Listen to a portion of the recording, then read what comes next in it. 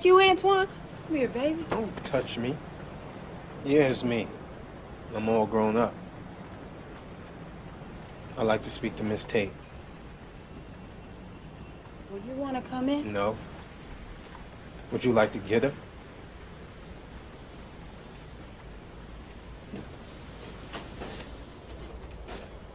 Plunger. Lord have mercy. Where's the child? Oh, hug my neck.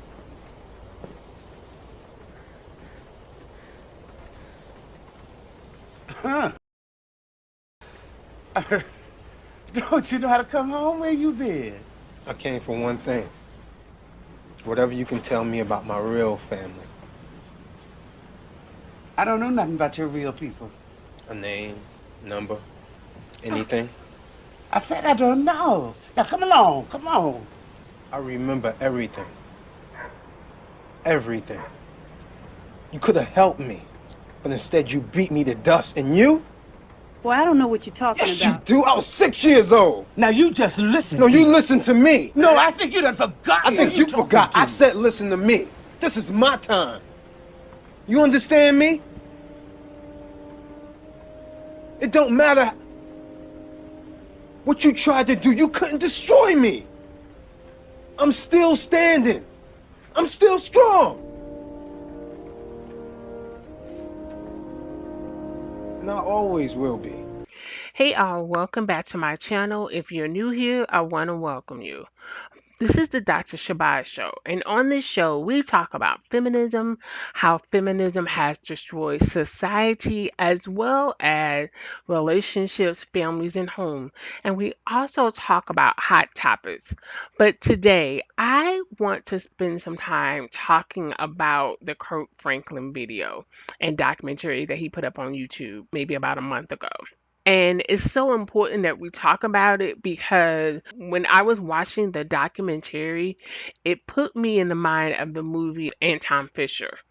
So that's why I put that clip in there because it's so important that we talk about the trauma and the lack of accountability that a lot of women have put men through, especially black men, because that is the community that I'm from.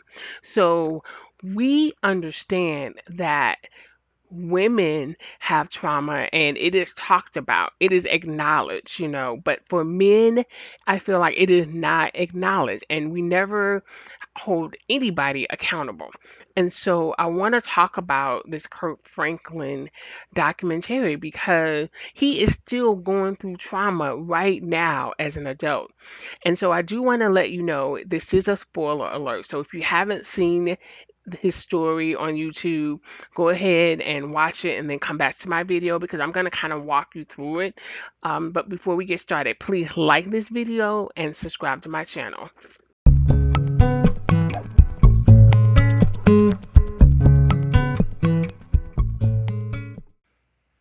Again, this channel is not about bashing women. It is about bringing awareness of the issue that a lot of men are facing and going through when it comes to feminism, when it comes to relationships, when it comes to our society not even acknowledging what is going on with men and our young boys.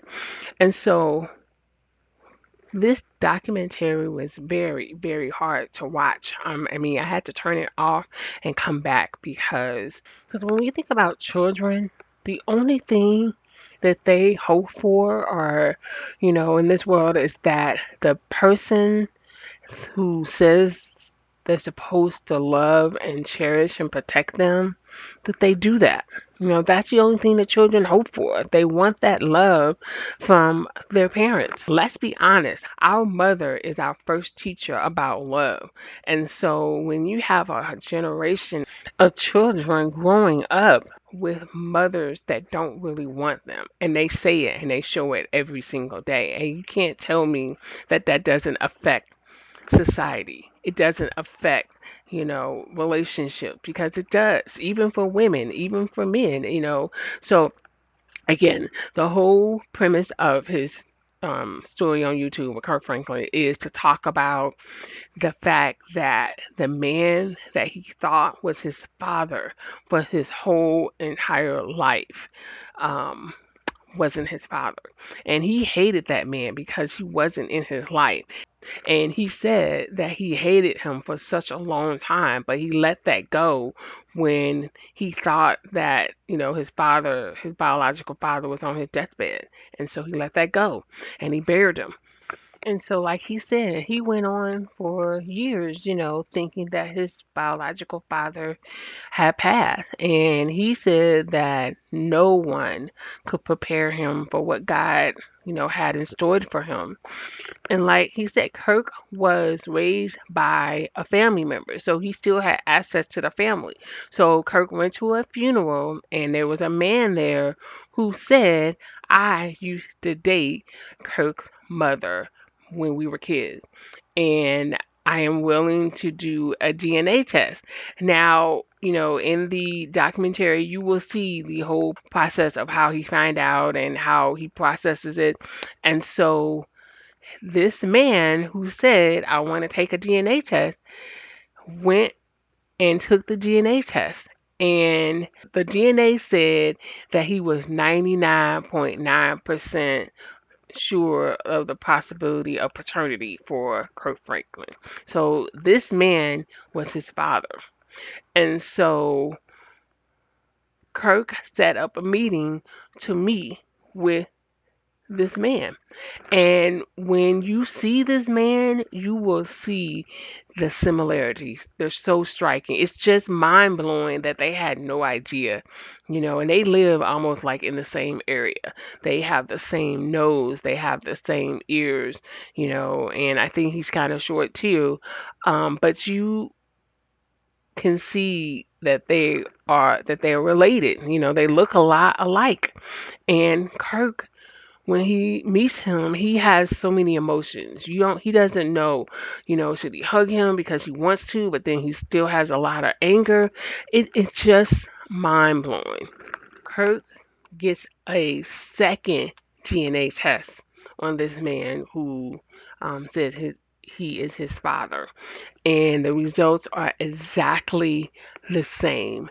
99.9% possibility of paternity. So he went back to his mother, Deborah, and said, I want to give you the results.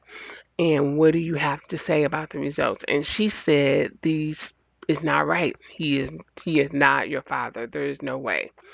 And he told her that if you can acknowledge this, then there's no relationship. And she started crying, saying, I just wanted my son. I still can't have my son. Kurt's mother, Deborah, made the results all about herself. This is the most selfish reaction I've ever seen in my life. Kurt wanted his mom to take accountability. He wanted her to acknowledge his pain. He wanted her to say, you know what, baby, I'm so sorry. I'm so sorry that I lied to you. I'm sorry for the mistakes that I made as a young person. I'm sorry that I, told you that this man was your father and he wasn't. And he went to his deathbed thinking that you were his son, and I'm sorry. She didn't say anything like that. She just refused to acknowledge it. Now, that part to me was so, so hard. How could someone who gave birth to Kurt not have some empathy for him or some remorse? I don't get it. I don't understand it. And so he would I don't know how do you move forward with this with his mother, because I don't think that she's ever going to acknowledge it. But what I did enjoy, what I did love about this documentary is that he went ahead and just still continued to build a relationship with his father. And then he also has a son that he had at a very, very young age. And it's clear that they've had some trauma in their relationship. And so he brought him on share the results of him finding his biological father. And to me, this story needs to be told. How many men have experienced this? How many men have been lied to? I mean, and yes, and it happens to women too. I'm not saying that it doesn't, but the difference is men are taught to be strong. And that's why this story is so important. This is not about bashing women. What this is acknowledging the pain that men have experienced decades and decades, and giving them a voice and let them know that yes, we hear you, we can see you, we understand the trauma that you've gone through. So that's why I wanted to do this video. It took a minute to get it together because even though it's not my story, it's still emotional because I've heard the story. And it's so important to have compassion for men that's gone through trauma. I mean, and it has to be something that is not frowned upon.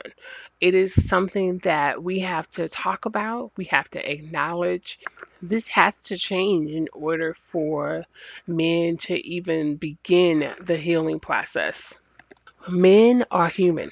They're taught to be Superman and they're taught to be the problem solvers.